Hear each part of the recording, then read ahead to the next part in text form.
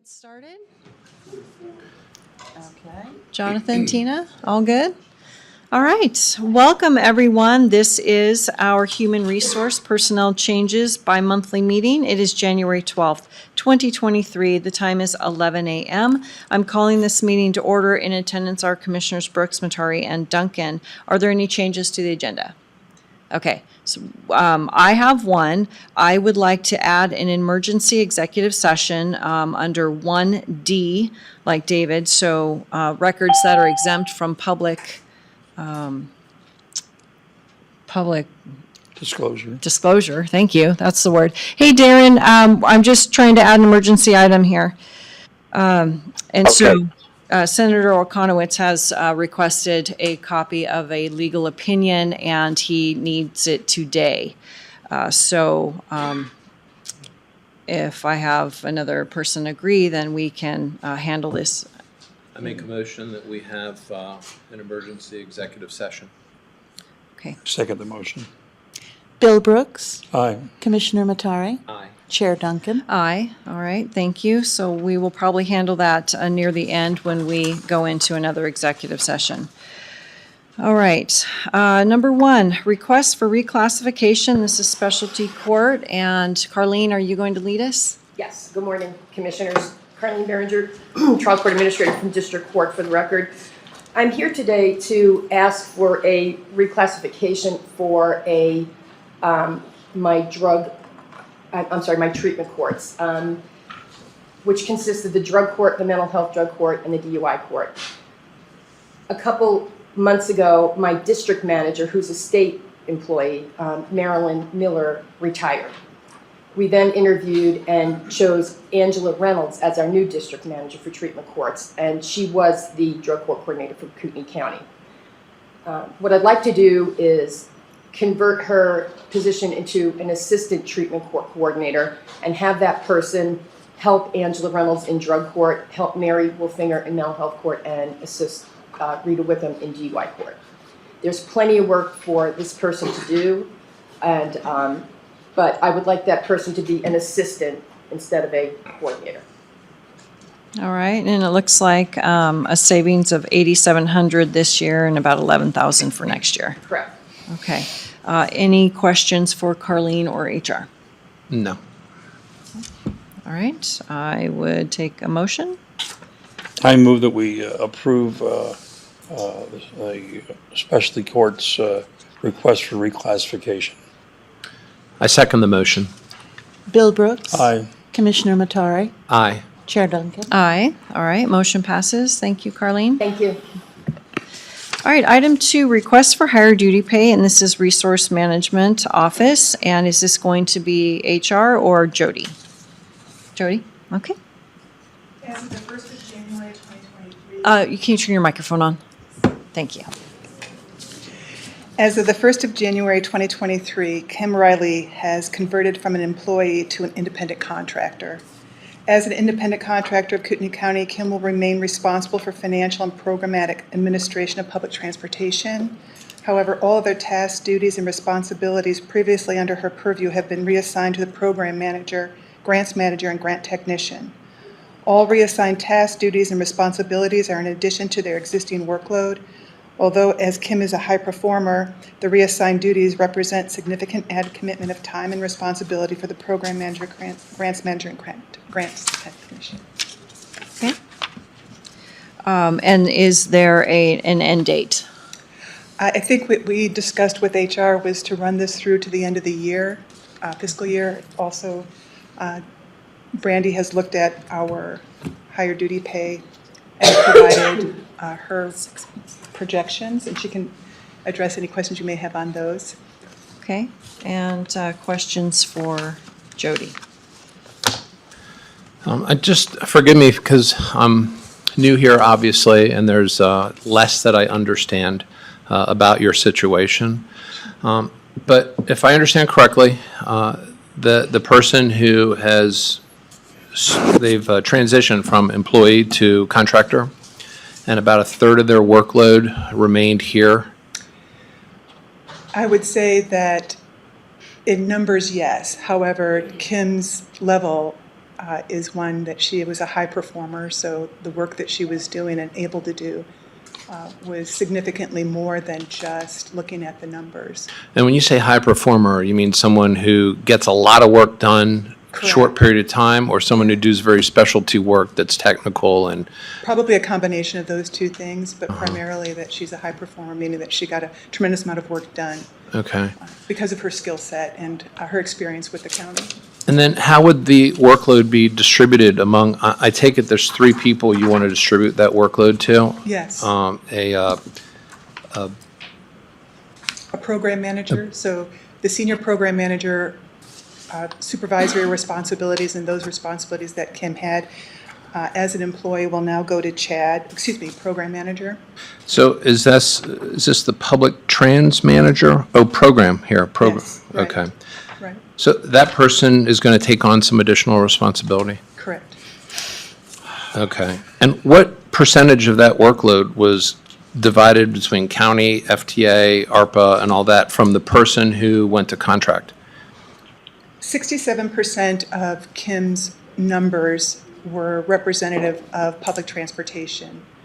So hence, on the previous board meeting when we came for HR, we discussed that 67% of her work would continue to be public transportation. Okay. And then 33 came from the remaining. However, again, because she was a high performer, it's hard to say that it's exactly 67 and 33. Well, how would you allocate that 33% as far as where it would, like, if, I mean, it had to have been applied to something beforehand. Correct. So I'm asking actually because I've only had 1 week to make this happen, 2 weeks maybe to make this happen. I'm asking the board to honor the additional higher duty pay for the additional responsibilities. So then that gives us time to look at all the responsibilities and roles and so forth between now and the end of this fiscal year, and then work with HR regarding any changes to particular job descriptions or those types of things. It was just difficult to make that all happen in a very short period of time. Okay, so do you have any idea how you want to distribute this workload between, I'm assuming, the program manager, the grants manager, and the grants technician? Is that how you plan on distributing it? Right, so I think that the roles and responsibilities dictate who's going to get what, so it's not necessarily a percentage because it may take longer for some people because of who they are. But to say the 33%, I would say that the program manager would get, okay, let's say 10%. And I'm guessing because I didn't look at it that way. Uh-huh. And then the remainder of it would go to, the significant portion of it would go to the grants manager and the grant technician. Again, I didn't look at it in terms of percentage, but I'm happy to go back and provide you that additional information. It would only help just because you have all the other percentages for all their other duties at this point, whether it's ARPA. I think we were taking the 33% and then allocating it by funding. It wasn't necessarily by roles and responsibilities. Yeah. So the tie to that would be, it could be that there's more that should go to a particular than less. And I Yeah. did the best I could given what I have right now. Yeah. And they're doing the work now. So to clarify, I'm not sure if he's trying to get this point across or not, but I see that it used to be 25% was county funded, but now that percentage is Sorry, going I up. thought he was, okay. So I right. don't know, I might be conflating the Oh, I issue, beg your but, pardon. Okay, Yeah. right. but So- I have the same question. It's Yeah. like, how, can you explain to us how they were 25, 75, and now it's, It's 40. yes. Okay, so the workload that they have is significantly increased because of the person. They're going to have to take on more responsibilities. And so that's where that 40% came from, because it's going to be more county-related activities that they're going to do. So currently, they're doing 25% county, and it's going to increase about 15%, and that's where the 40 came from. Again, if we look at it 15 and 10, obviously that's 40%. We had 33%, and so that's how I didn't look at the specific roles and responsibilities by percentage, but taking the responsibility of supervisor for Chad seemed to be about 10%, and the remained would be distributed between the other two. So roughly 10 and 10, because it's about 33%. let's say that. So it leaves 23%. Oh, sorry. Go ahead. Well, under the grants manager, that shows 2 steps. Everybody else is getting 1 step. Right, the work that she's going to do is significantly going to increase from a technical and responsibility perspective. So she will take on all the financial aspects that Kim had, and she will take that on. Yeah. And I want to note that I do believe that it would be easier for me to speak to some specificity of who's doing what after we kind of done the work for a bit, because again, dependent upon the individual, somebody who's a high performer can do things. Now it's going to take other people a little bit longer. Is the grants technician going to take on some of this responsibility too? Right, so I think that they're increased to 40% as well. So it's 40% for the grants technician and then 40% for the... And this person currently works 40 hours a week? Correct. Okay. See, because, and again, forgive me for just my ignorance of this process a little bit, because I've done this before with employees and so forth. And usually when they get an increase in pay, it's because they've accepted more responsibility or they're doing more work, right? And especially for hourly people, if they're working 40 hours a week right now and you're going to give them more work, then that would imply that they're going to work more than 40 hours. Well, I would say that my next item on the agenda would then address what you are just speaking to directly. Mm-hmm. Is that the level of work that they're going to be doing is going to be a higher technical work, the 3 people that we're talking about. And then that leaves the lower level work on my next request, which Okay. would be for administrative assistant to do that to the very point that you're making. Just to give you an example, yesterday I came in at 6:30 a.m. and I didn't leave until 5:30. Mm-hmm. Okay. So there's just a lot of work and not enough people to distribute it. And again, I'm asking the questions just so I understand. But this particular request is, the catalyst for it is because this one person who was in the office is now no longer in the office and now is doing 67% of the work that they were doing when they were in the office. So this other 33% is now being distributed to, it's actually overflowed now, and now we have to give this work to 3 existing people and then address a second request for another full-time person. Correct. Because this one person did this one thing. Well, I think that might be a misalignment of, and I don't want to speak for that person, but I think that if that person had their way, they would still be working here. Mm-hmm. So I Yeah, don't but- want to mistake the fact that it wasn't something that, Yeah. so I think And- that they would. And don't get me wrong, I'm not suggesting what you propose is wrong or anything, Sure. but just my experience, it's called mission creep, where you start off and you make this one little change, and then next thing you know, you have to add 4 more expenses on top of that because of this one little change. And so what you think you're buying is this one change in the expense, but you end up paying 4 times more because it just keeps incrementally changing as we go. And so I'm trying to wrap my arms around how one person who's doing less work now requires 3 other people to do 1/3 of that person's work. And then also go into the next item, which is hiring another person. Sure. And so if that's the reason we're here, it's hard for me to understand. Right, so I would say, go ahead. I have a suggestion. We have an HR meeting scheduled for next Thursday. And then we can always backdate the pay, retro the pay and to January 1st or whenever the duties have been distributed. That way it'll give you time, and you being the liaison to RMO would be able to fully understand, Yeah. what's being brought forward. Yeah, that'd be great. I would Yeah, so appreciate then that way it's not going to harm anything. We'll be able to backdate their pay and all that, and it'll give you a little bit more time to dig into this. So, are we all right with talking about it next? Yeah, Thursday? I fully agree with Bruce on mission creep. Okay, I'm more than happy to address mission creep. Maybe now is not the time to do it. sure. But I do want to say that if that's the fear, then I would love to have the opportunity to speak to that quite extensively. Yeah, I think it helps because when you have a real understanding of what the objective and goal is, then that creep can lead towards achieving that. But if that's not clear, then what ends up happening is you're dealing with one little issue at a time, but you don't know where you're going with Sure, I it. understand. And just for a point on the record, we did ask and did receive a full-time equivalent for the very thing that we're asking for. And we had to, and we were asked to give that up, and we did give it up to the Board of County Commissioners. So again, this is not new for us. Yeah. This is another request, but again, I'm happy to talk to you. Yeah, sure, sure. Well, thank you. All right, so we can add these 2 items for next week and address that, so.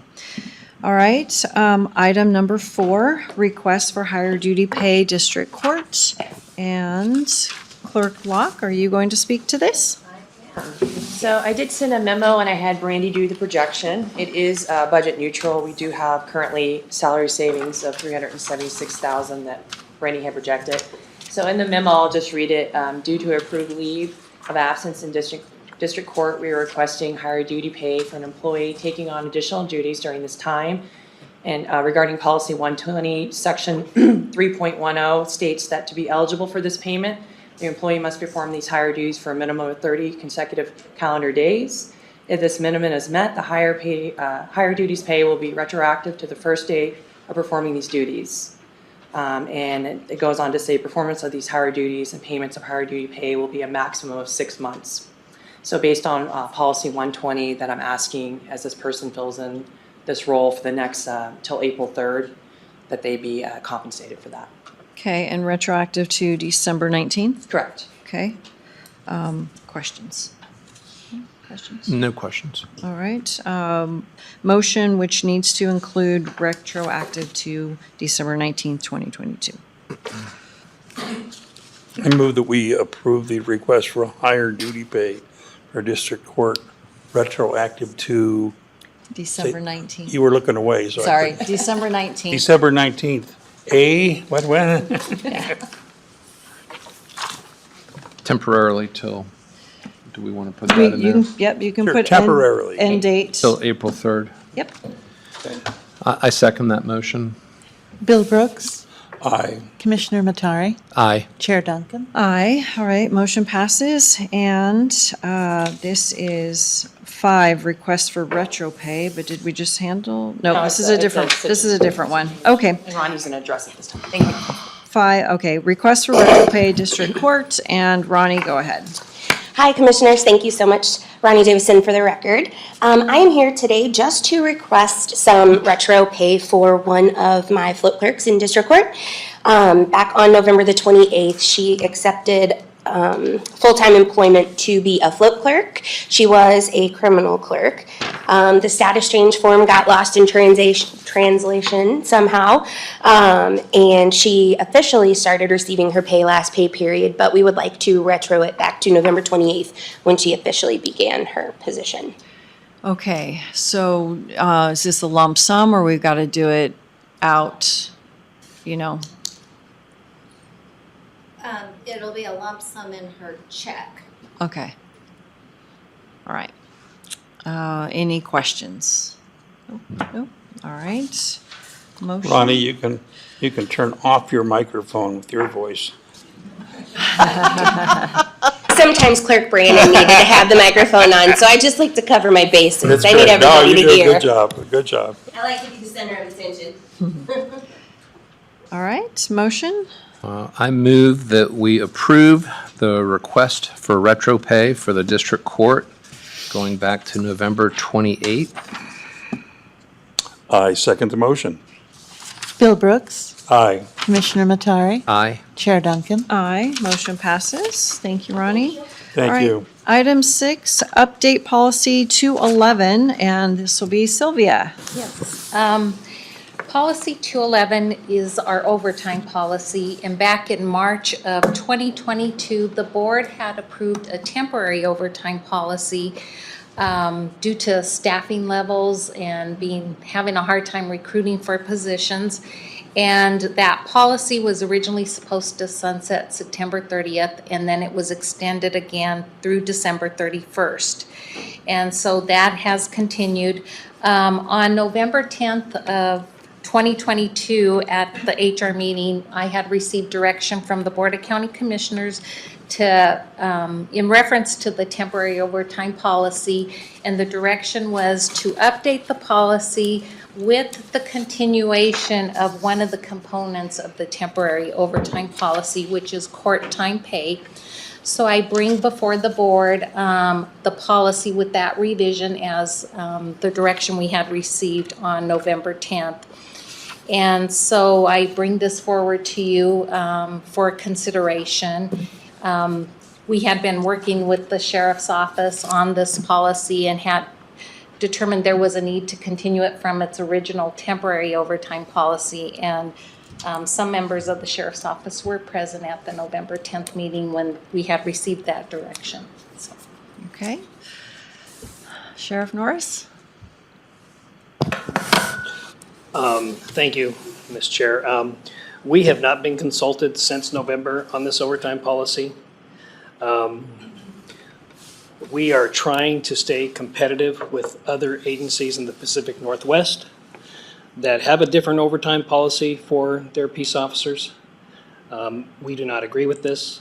We would like for some consultation between HR and the sheriff's office to address some of these issues so we can remain competitive as a law enforcement agency with other agencies here in the Pacific Northwest. Bill, thoughts? Certainly, I think the big thing is we want you to work in a consultative way with HR. The second part, as far as competitiveness, I want us to be competitive too, but I want to hear how it, one way or the other, makes us more or less competitive.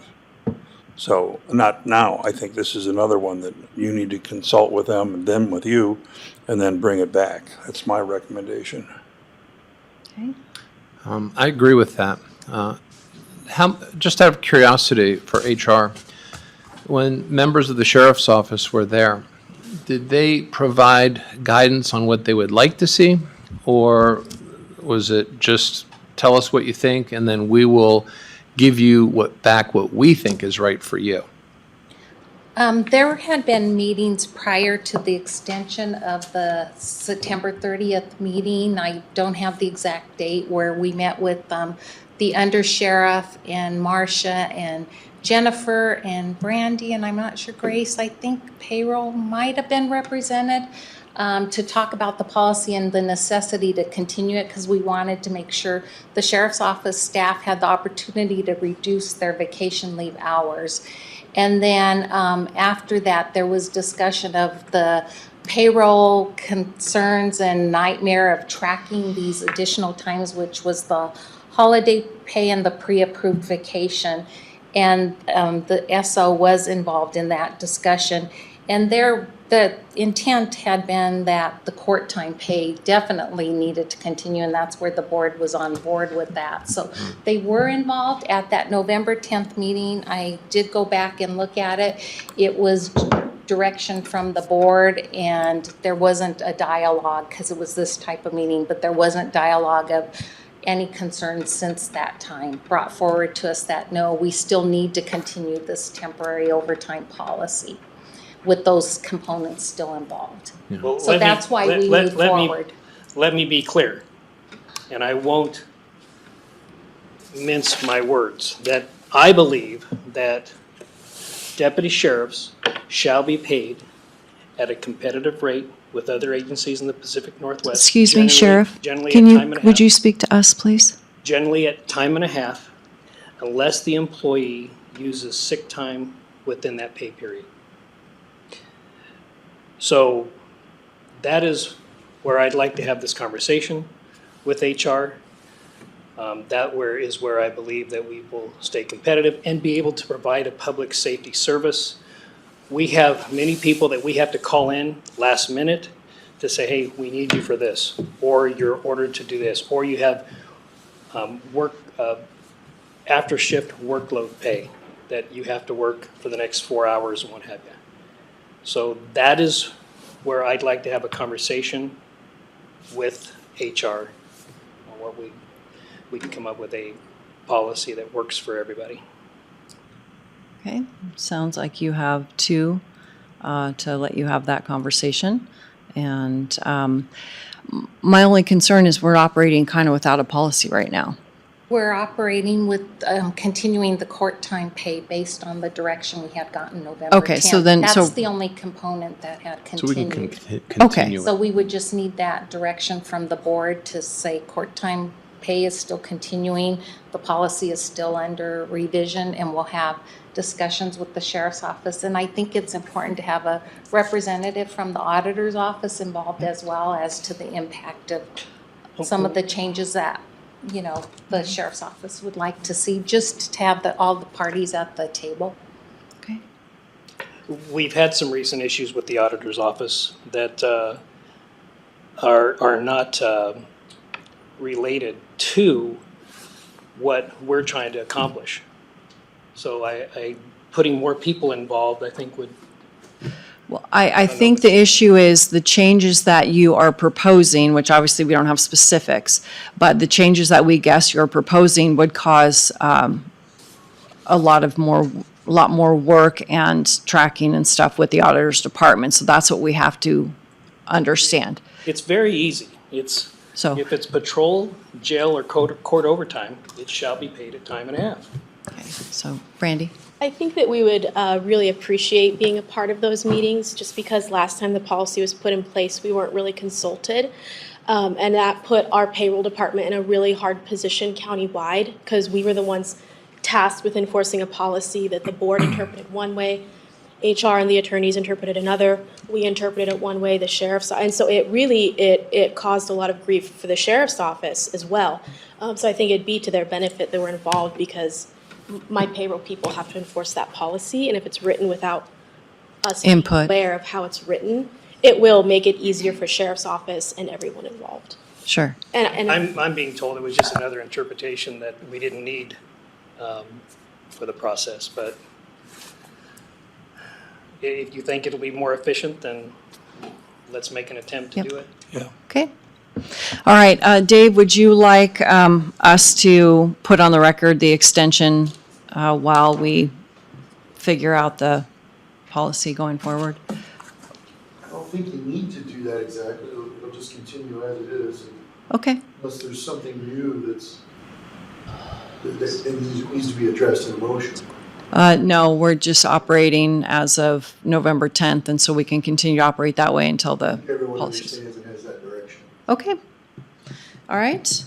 Item number 7 is the updated policy 213. Sylvia? Okay.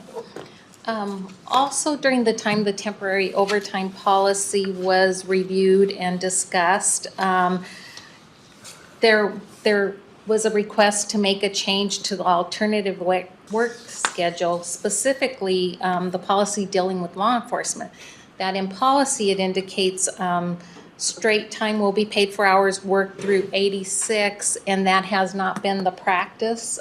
We pay straight time up to 80 hours, and then after 80 hours in that pay period, the sworn officers get time and a half for that. So we wanted to make sure that the policy is aligned with the practice that and how the officers had been paid. So it's just changing the 86 hours to 80 hours to align with the practice. That's the only change. So, okay, questions? Thoughts? All right. All right. Nope. All right, then I would take a motion to approve policy 213. I move that we approve the updated policy 213. I second the motion. Bill Brooks. Aye. Commissioner Matari. Aye. Chair Duncan. Aye. All right, motion passes. Thank you. Item 8, update policy 312.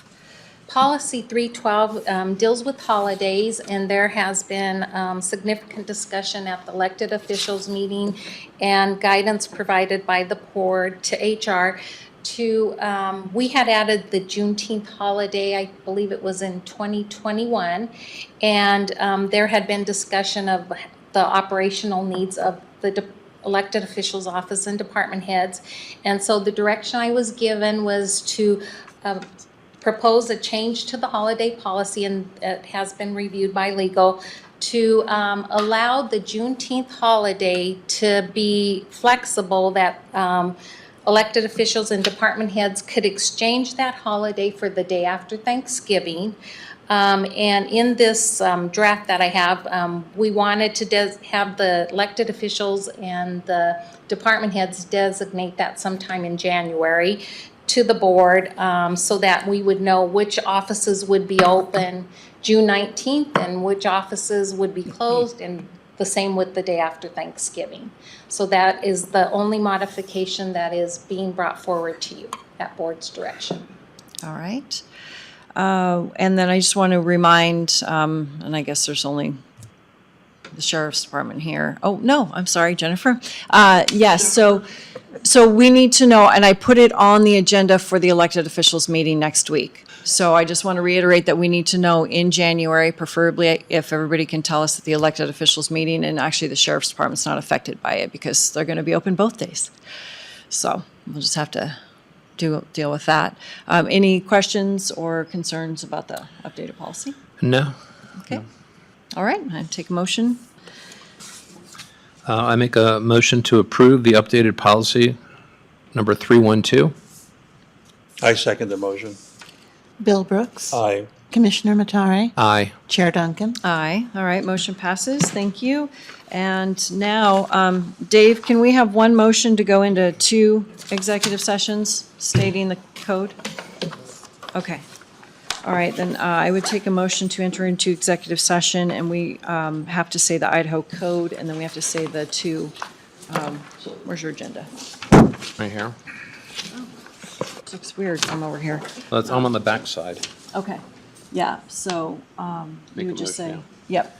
And then it's also going to be 1D as in Delta along with 1B. Bravo.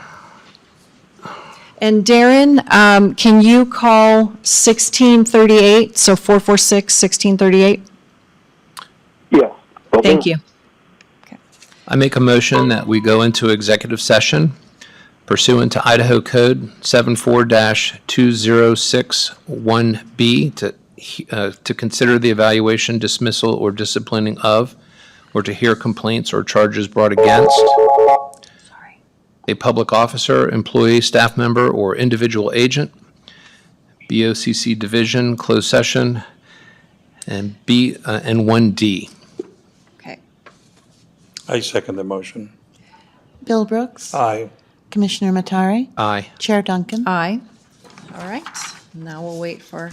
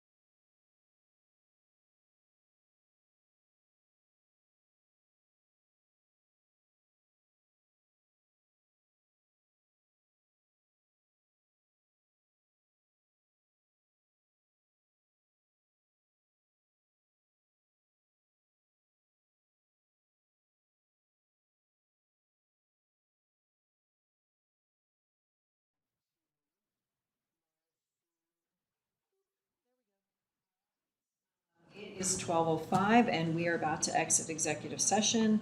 I move that we exit executive session for the item 1B with no decisions to be made, and that we exit executive session for the 1D. Staff to proceed as discussed, but the Board of Commissioners is approving the release of the legal opinion requested after our legal review verifies the information. I second the motion. Bill Brooks, I approve. Commissioner Matari, Aye. Chair Duncan. Aye. All right, motion passes. And public comment? Okay, hearing none, and 12:06 meeting adjourned. Thank you, everyone. Thank you.